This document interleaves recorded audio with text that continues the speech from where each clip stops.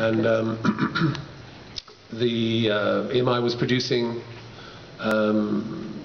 quarter-inch versions in mono of commercially available albums.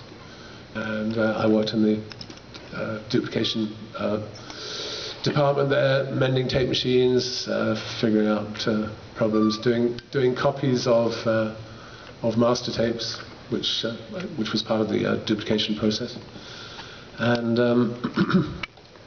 this album came in by a band from Liverpool called Beatles, called Sgt. Pepper's Lonely Hearts Club Band, and I just absolutely fell in love with it. Was completely floored by the sound, and immediately filled with great curiosity about how they did it. And within just a matter of days from that, I carefully composed a letter to the boss at Abbey Road Studios, and he granted me an interview, and 2 weeks later I was working there. So, wow. What was this, 1960? 69, I think it was. Might have been 68. I think it was 69. So you went there as a tape up, sort of a studio. They used to start all trainees in the tape library. So I did a stint in there, just marking boxes and fetching and carrying tapes around the building and stuff. So it's a bit like starting in the mail room in an office. You start in the tape library in a recording studio.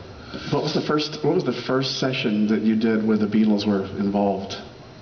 Well, the first time I actually worked with them was not at Abbey Road. It was at their own studio, which had been recently completed at Savile Row in London, the Apple building.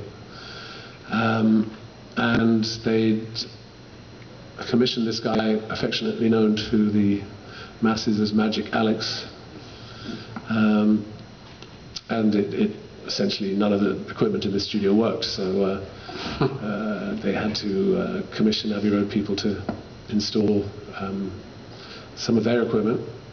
And if you've seen the book that goes with the Let It Be album, you'll see that it was old tube EMI consoles in that room. A pair of them, because it was 8-track and it was a 4-track deck, so we had a 4-track desk to record from and another 4-track desk to listen on. So it was quite. And Jeff Emmerich was involved, right? Jeff Emmerich was not involved, actually, which unusually, because I think they felt that they made a clean sweep and got away from EMI, and they actually took on Glyn John engineering. So I got to meet Glyn, and I walked in, sheepishly into this control room in the basement, and there were all 4 Beatles, Glyn Johns and George Martin, and Yoko and Linda. Quite intimidating. So, hello, I'm Alan. I've come to help you guys out. But